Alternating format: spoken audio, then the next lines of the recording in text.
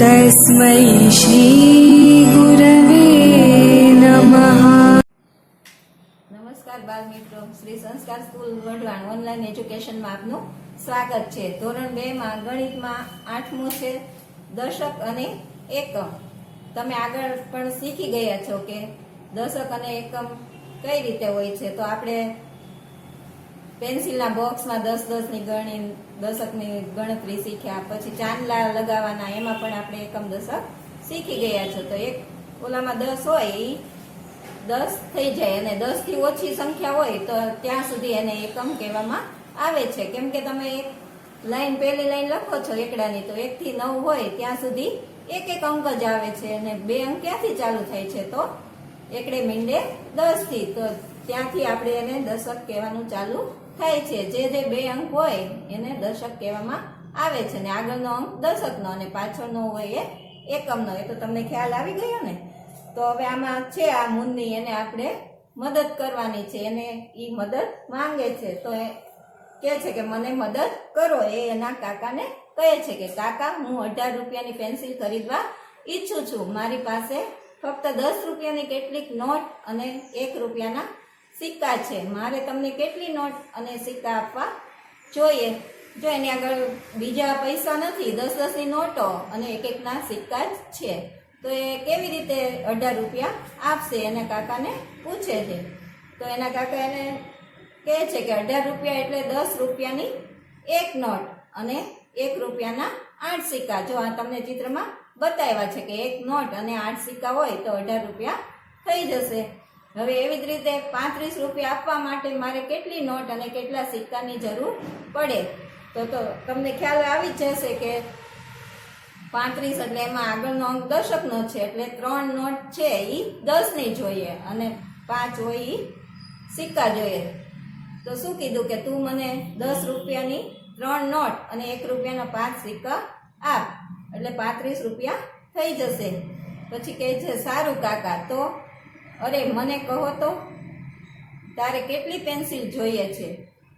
તો શું કહે છે કાકા? એમ કીધું કે તારે કેટલી પેન્સિલ જોઈએ છે, તું વાત તો કર। તો પણ એ કે એક પણ નહીં, મને મારું ગૃહ કાર્ય કરવામાં મદદ કરવા બદલ કાકાનો આભાર માને છે। એમ કે તમારો ખૂબ ખૂબ આભાર, કેમ કે એનું હોમવર્ક થઈ ગયું, એને પેન્સિલ ખરીદવી નહોતી પરંતુ એને હોમવર્ક બરાબર કરવું હતું, એટલે આવી રીતે એને કાકાને પૂછી લીધું। જુઓ બાળકો, તમે પણ કાકાની મદદ વગર આ કરી શકો? આ વસ્તુઓ માટે 10 રૂપિયાની નોટ અને 1 રૂપિયાના સિક્કા કેટલા આપશો તે દોરો। અહીંયા તમને વસ્તુ બતાવેલી છે અને એની કિંમત પણ લખેલી છે। આ નોટબુક્સ છે એ બધાના 20 રૂપિયા છે। તો તમે 20 રૂપિયા કેવી રીતે આપો? તો તમે અહીંયા 10-10 ની 2 નોટ આપી શકો, તો એ તમારે અહીંયા દોરવાની છે। પછી નીચે વોટર બેગ આપી છે, એના કેટલા રૂપિયા આપ્યા છે? તો 35। 35 માં આગળ શું છે? 3, તો ઓલા 32 આપ્યા છે, તો એમાં તમારે શું દોરવાનું રહેશે? 10-10 ની 3 નોટ અને સિક્કા 2 સિક્કા।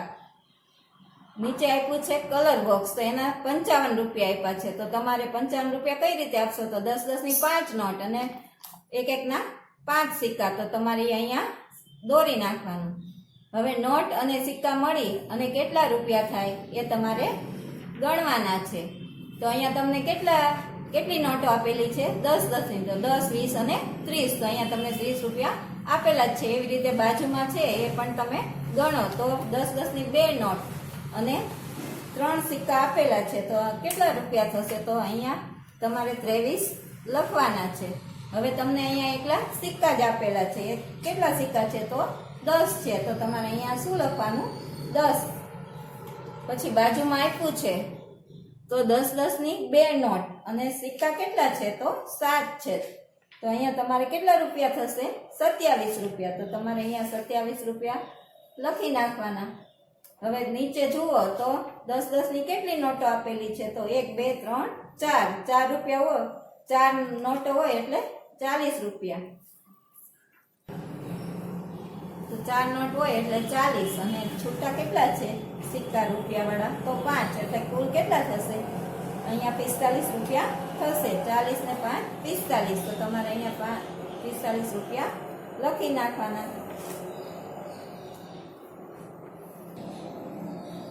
હવે અહીંયા આવ્યો છે મહાવરાનો સમય. તમે અને તમારા મિત્ર આવી રીતે મહાવરો કરી શકો છો. તો તમારો મિત્ર તમને પૂછે કે હું તમને એક સંખ્યા કહીશ, તમે દશક વત્તા એકમ છૂટા પાડી અને કહો એમ. તો આ શું કહે છે કે સારું તમે કહો, હું તેના ભાગ કહીશ એમ. તો આ એમ કે છે કે એનો મિત્ર કહે છે કે 64. તો 64 ના કેવી રીતે ભાગ પડે? તો 60 વત્તા 4. પછી એવું કીધું કે 25. તો 25 ના કેમ ભાગ પાડી શકાય? તો 20 વત્તા 5 એટલે 25 થઈ જાય. હવે એવી રીતે અહીંયા તો એમ પૂછે છે કે 37. તો 37 ના કેવી રીતે કરાય? તો 30 વત્તા 7. 69 હોય તો 60 વત્તા 9 અને 95 હોય તો 90 વત્તા 5. એટલે આ બધી આગળની સંખ્યા હોય એ દશક કહેવાય અને પાછળ હોય એ બધા એકમ કહેવાય. એ તો તમને ખ્યાલ આવી ગયો ને? તો હવે તમે આ લખો અને જોરથી બોલો. 20 બરાબર ખાલી જગ્યા વત્તા 7 આપ્યા છે તો તમે અહીંયા 27 બરાબર 20 વત્તા 7 આવશે, બરાબર ને? હવે બીજી સંખ્યા આપી છે 31. તો અહીંયા શું આપ્યું છે? 30 વત્તા, તો અહીંયા શું કરશો? અહીંયા આવશે 1. 30 ને 1 31. તમે પહેલા આવી રીતે એકડા બોલતા હતા ને એવી રીતે બોલવાનું છે. 54 આપ્યા હોય તો 50 વત્તા 4 એવી રીતે 54. તો અહીંયા તમને આગળ સંખ્યા આપી નથી. 90 વત્તા 9 આપ્યા છે તો આગળ કઈ આવશે? તો અહીંયા આવશે 99. પછી આપ્યું છે 63. 63 હોય તો કઈ રીતે ભાગ પાડશો? તો 60 વત્તા 3. હવે આપ્યા છે 36. 36 ના કઈ રીતે ભાગ પડાય? તો 30 વત્તા 6. અને નીચે આપ્યા છે 60 વત્તા 2. તો એને આપણે સરવાળો કરવાનો છે. તો 60 વત્તા 2 એટલે 62 થશે. હવે તો તમને આવું ફાવી જ ગયું. તમે આના ભાગ લખવાનો પ્રયત્ન કરો. બાજુમાં આપ્યા છે 12. તો 10 વત્તા 2 એટલે 12 થઈ જશે. હવે આપ્યા છે 19. તો કેટલા વત્તા 9 કરીએ તો 19 થાય? તો અહીંયા આવશે 10. તો 10 વત્તા 9 એટલે 19. પછી આપ્યા છે 11. તો 10 વત્તા 1 એટલે 11 થશે. હવે નીચે તમને 10 વત્તા 7 આપ્યા છે તો એના કેટલા થશે? તો 10 ને 7 17 થાય. તો તમારે અહીંયા 17 લખવાનું છે. તો બાળકો હવે તો તમને એકમ દશકમાં સમજ પડી ગઈ છે. હવે આપણે આ બધું રમતા રમતા શીખીએ તો આપણને ફટાફટ આવડી જાય. તો અહીંયા આવી રીતે બોર્ડ એક આપેલું છે, એમાં બંગડી ફેંકની રમત છે. એમાં એક બંગડી ફેંકવાની અને એમાં કેટલા ટપકા આવે છે એ જોવાનું. જે લાલ ટપકા છે એ દશક છે અને જે બ્લુ નાના ટપકા છે એ શું છે? એ એકમ છે. તો અહીંયા બે મિત્ર રમે છે, કર્મા અને આયુષ. તો કર્મા અને આયુષ બંગડી ફેંકની રમત રમી રહ્યા છે. કર્મા ટપકા પર બંગડી ફેંકે છે. દરેક મોટું લાલ ટપકું છે એ 10 અંક બરાબર છે અને દરેક નાનું ટપકું છે એ 1 અંક બરાબર છે. તો બંગડીની અંદર ના ટપકા, તો આમાં શું કરવાનું છે? બંગડીની અંદર જે ટપકા આવે એ ગણવાના છે. જો આ તમને એક તો આપેલું જ છે તો તમે એમાં જોઈ શકશો. તો લાલ ટપકા કેટલા છે? તો 4 છે. અને બ્લુ ટપકા કેટલા છે નાના? તો એ પણ 4 છે. તો લાલ છે એ દશકના છે એટલે આપણે જેવી રીતે ગણીએ ને 10-10 ની નોટ, એમાં એ 10-10 નું ટપકું છે તો એના 40 થશે. અને બીજું એકમ છે તો એ 4. તો 40 ને 4 કેટલા થાય?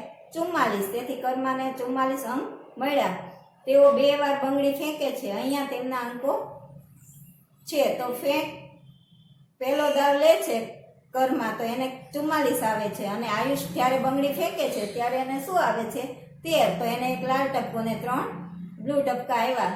તો આમાં વિજેતા કોણ થયો? જે વધારે આવ્યા એ વિજેતા. તો કર્મા છે એ વિજેતા છે. હવે બીજો દાવ રમે છે એમાં કર્માને 16 આવે છે અને આયુષને 32 આવે છે. તો આમાં વિજેતા આયુષ બને છે. બરાબર ને? તમને આ રમત રમવાની મજા પડી ને? તો તમે પણ તમારા મિત્રો સાથે આ રમત રમવાની છે. તો બાળકો અહીંયા પણ તમને ટપકા દોરેલા આપ્યા છે તો તમે પણ તમારા મિત્રો સાથે અહીંયા રમો. તો ઉપરના બોર્ડનો ઉપયોગ કરીને તમે પણ આ રમત તમારા મિત્રો સાથે રમી શકો છો. તમારા દરેક દાવ માટે અંકો લખો. તો અહીંયા તમારે દાવના અંકો પણ લખવાના છે. તમારે પણ આવી કંઈક સ્લેટમાં કેમ દોરી અને કંઈક ગોળ વસ્તુ ફેંકી અને બંગડી કે નાની હોય એ ફેંકી અને તમારે તમારા મિત્ર સાથે રમવાનું છે. તો તમે એ રમત રમી અને અહીંયા એના અંકો લખજો. હવે તો તમને ખ્યાલ આવી જ ગયો કે મોટું ટપકું છે એ દશક અને નાનું છે એ એકમ. અને તમે આ ખાનું પૂરું કરી નાખજો અને નહીં થાય તો હું તમે આવો ત્યારે તમને આ રમત રમાડીશ. બાળકો હવે અહીંયા આવે છે વાંસળી વાળો અને ઉંદર. એક વાંસળી વાળો હોય છે અને આ અહીંયા બધાને કેટલા બધા ઉંદરો છે એ પરેશાન કરે છે. એ તો તમને પહેલા ચિત્રમાં દેખાય છે કે જ્યાં જુઓ ત્યાં બધે ઉંદર જ દેખાય છે. કબાટમાં, કબાટ નીચે, ટેબલમાં, રસોડામાં, બધે જ્યાં જુઓ ત્યાં ઉંદર એટલા બધા ઉંદર હોય છે. તો બધા ઉંદરથી એટલા પરેશાન થઈ ગયા છે તો એ તમને ચિત્રમાં દેખાતું હશે. હવે તમે બીજું ચિત્ર જુઓ તો એમાં કહે છે કે મને એવો માણસ જોઈએ છે જે ઉંદરને ટોપલીમાં પકડી શકે અને દરેક ઉંદર માટે હું તેને સોનાનો સિક્કો આપીશ. આ રાજા છે એ શું કહે છે કે જે કોઈ આવી રીતે ઉંદર મને પકડી આપે એને હું એક ઉંદરનો એક સોનાનો સિક્કો આપીશ. પછી તમે ત્રીજું ચિત્ર જોશો તો કહે છે કે હું તે કરીશ. એક વાંસળી વાળો આવે છે અને એમ કહે છે કે હું તે કરીશ. તો આ શું કહે છે રાજા કે શું વાંસળી વડે, એમ કે તું વાંસળીથી ઉંદરને પકડીશ એવું કહે છે. પછી ચોથા ચિત્રમાં જુઓ જ્યાં એ પોતે વાંસળી વગાડવા માંડે છે વાંસળી વાળો, તો તે ઉંદર એકદમ દોડતા આવી અને એ બધા ટોપલામાં બેસી જાય છે, આવી જાય છે, ટપાટપ કરતા પડી જાય છે. એ તમને દેખાય છે. પાંચમું ચિત્ર જુઓ તો મારું ઇનામ સાહેબ, મેં 80 ઉંદર પકડ્યા. આને શું કહી દીધું વાંસળી વાળે કે મેં તો 80 ઉંદર પકડ્યા, મને ઇનામ આપો. પણ રાજા શું કહે પણ આટલા બધા ઉંદર તમે કેવી રીતે ગણ્યા? કે 80 ઉંદર થઈ ગયા એ તમને કેવી રીતે ખબર પડી? તો બાળકો વાંસળી વાળે કેવી રીતે ઉંદર ગણ્યા એ તમને અહીંયા બતાવેલું છે. જો એણે કીધું કે એ તો ખૂબ જ સહેલું છે, મેં આ કાર્ડ વાપર્યા. એણે કઈ રીતે ઉંદર ગણ્યા? તો મેં એક ઉંદર ગણ્યો અને એક કાર્ડ, આવું ચોરસ ઓલું ત્રિકોણ કાર્ડ છે એ મારા ખિસ્સામાં મૂક્યું. એણે શું કર્યું? એક ઉંદર જાય એમ એક ત્રિકોણ કાર્ડ ખિસ્સામાં મૂકતો ગયો. તો એક કાર્ડ હોય, એક ઉંદર જાય એટલે એક કાર્ડ મૂકી દે, બે જાય તો બે કાર્ડ મૂકી દે. તો આવી રીતે અહીંયા ઘણા બધા આપ્યા છે. તો અહીંયા કેટલા ઉંદર માટે છે આ કાર્ડ? તો તમને ખ્યાલ આવી ગયો કે 7 ઉંદર માટે આ બધા કાર્ડ 7 છે. પછી મારા ખિસ્સામાં જ્યારે 10 કાર્ડ થયા ત્યારે મેં આ ચોરસ 10 નું પીળું કાર્ડ મૂકી દીધું, તેને સાથે બદલી નાખ્યું. એને જ્યારે આવી રીતે એક એક કરતા 10 થઈ ગયા પછી એને ત્રિકોણ કાર્ડ કાઢી અને એક 10 નું કાર્ડ મૂકી દીધું. તો આ તમને નીચે બતાવેલું છે કે આવી રીતે 10 થઈ ગયા એટલે એક ચોરસ કાર્ડ થઈ ગયું. પછી જ્યારે એને 10 થી વધવા માંડ્યા ત્યારે શું કર્યું? જાણે 10 ની ઉપર 7 પાછા ઉંદર વધારે આવી ગયા ત્યારે એને એક 10 નું કાર્ડ અને બીજા કેટલા કાર્ડ હશે ત્રિકોણ એ તમે જુઓ છો. તો ત્રિકોણ કાર્ડ 7 છે. તો એને 17 ઉંદર માટે આ કાર્ડ બતાવેલા છે. તો તમને ખ્યાલ આવી ગયો ને કે 17 ઉંદર આવ્યા હશે. જો તેણે અહીં સુધી ગણ્યું હોય તો તેના ખિસ્સામાં કયા કાર્ડ હશે? તમારે હવે અહીંયા કાર્ડ બતાવવાના છે. તો અહીં 23 આપ્યા છે તો 10 ના 2 ચોરસ અને 1 ના ત્રિકોણ કાર્ડ આપેલા છે. તો તમારે હવે અહીંયા કાર્ડ આવી રીતે દોરવાના છે. 47 હોય તો 4 10 ના અને 7 ત્રિકોણ. પછી નીચે 55 આપ્યા છે તો 5 ચોરસ કાર્ડ 10 ના અને એકમના ત્રિકોણ કાર્ડ. હવે 63 આપ્યા હોય તો 6 કાર્ડ 10 ના દોરવા પડે અને 3 ત્રિકોણ કાર્ડ. પછી નીચે 72 આપ્યા છે તો એમાં પણ તમારે 7 કાર્ડ 10 ના દોરવા પડશે અને 2 કાર્ડ ત્રિકોણ. પછી 80 આપ્યા હોય તો શું કરશો? તો તમારે બધા 8 કાર્ડ 10 ના દોરવા પડશે, બરાબર ને? તો એ તમારે અહીંયા સરસ મજાની સારી રીતે દોરવાના છે. જો બાળકો આ વાંસળી વાળાએ કેવી બુદ્ધિ વાપરી અને કાર્ડથી અને ફટાફટ બધા ઉંદરને ગણી નાખ્યા. તો રાજાએ તેને સોનાના સિક્કા આપ્યા. રાજાએ કેવી રીતે આપ્યા એ તમને અહીંયા બતાવેલું છે. રાજાએ કીધું આ 80 સિક્કા છે. તો આ વાંસળી વાળો ગણે છે કે જોવે છે કે આ 80 સિક્કા નથી. તો એને કેવી રીતે ગણ્યા કે એક 10 નો ઢગલો કરી અને એમાં 10 નું કાર્ડ રાખી દીધું. પછી છેલ્લો ઢગલો છે એ 10 નો પૂરો થતો નથી. તો તમે જુઓ છો ને તો 80 સિક્કા થતા નથી. હવે શું થયું હશે તેનું તમે અનુમાન કરી શકો છો. અહીંયા 80 કાર્ડ ન થયા એટલે તમે અનુમાન તો કરો જ છો કે આ વાંસળી વાળાએ શું કર્યું હશે. તો પછી એમ કીધું કે એને તો બધા ઉંદરને પાછા છોડી મૂક્યા કે લ્યો આ રહ્યા તમારા ઉંદર અને મજા માણો. પાછા ઉંદરને બધાને છોડી મૂક્યા કે હવે તમને હેરાન કરશે જ. તો આવી રીતે તમે પણ તમારા વર્ગખંડમાં આ વાર્તાનું નાટક ભજવો. તો આપણે અહીંયા આવશો ત્યારે આ નાટક સરસ રીતે ભજવશું. જુઓ બાળકો, શાળા ચોખ્ખી રાખવી એ આપણી ફરજ છે. તો અહીંયા સ્વચ્છ શાળા દિવસ, તો આ શાળા દિવસમાં સફાઈનો દિવસ છે. તો આજે અમારી શાળાની સફાઈ કરવાની છે. અમે ટુકડી બનાવશું. દરેક ટુકડીમાં 10 વિદ્યાર્થીઓ રહેશે. અમારી ટીમ સૌથી સારી સફાઈ કરશે. સારું, આ અમે જઈએ, ઘસો અને સાફ કરો. આ લોકોએ શું નક્કી કર્યું છે કે બધું ઘસી અને સાફ કરવાનું. તો પછી કેવી રીતે ટુકડી પાડી એ તમારે અહીંયા જોવાનું છે. બધા વર્ગમાં વિદ્યાર્થીઓની સંખ્યા, તો દરેક વર્ગની કેટલા વિદ્યાર્થી છે એ તમને સંખ્યા અહીંયા આપેલી છે. તો પહેલામાં 53, બીજા ધોરણમાં 42, ત્રીજામાં 35, ચોથામાં 54 અને પાંચમામાં 26. આવી રીતે દરેક વર્ગમાં વિદ્યાર્થીની સંખ્યા છે. તો આપણે કઈ રીતે એની ટુકડી પાડશું એ જોઈએ.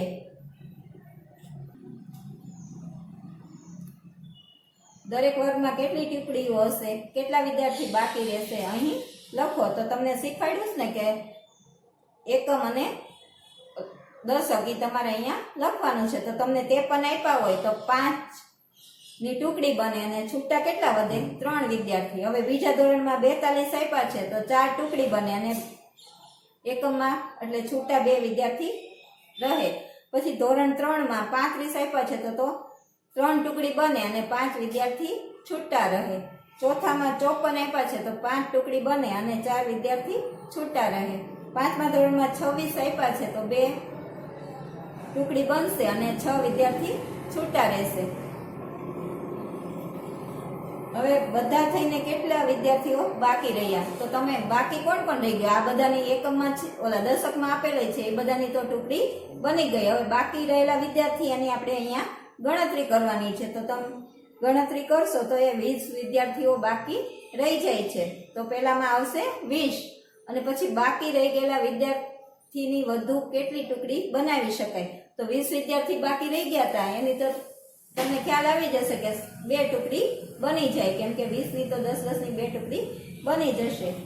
હવે મહાવરાનો સમય. તમારી શાળામાં 10 ની ટુકડીઓ. તો તમારી શાળામાં દરેક વર્ગમાં કેટલા વિદ્યાર્થી છે તે શોધો. દરેક વર્ગમાં 10 ની ટુકડી બનાવો. દરેક વર્ગના કેટલા વિદ્યાર્થી બાકી રહી જાય છે એ પણ ગણવાના છે. તો આપણે અહીંયા તમે આવો ત્યારે આપણે દરેક વર્ગની સંખ્યા લખી અને એની ટુકડી બનાવશું અને જે છૂટા બાકી રહી જતા હશે એ વિદ્યાર્થીની પણ અલગથી ટુકડી બનાવશું. તો આપણે કઈ રીતે ટુકડી બનાવશું એ આપણે તમે અહીંયા આવો ત્યારે જોઈશું.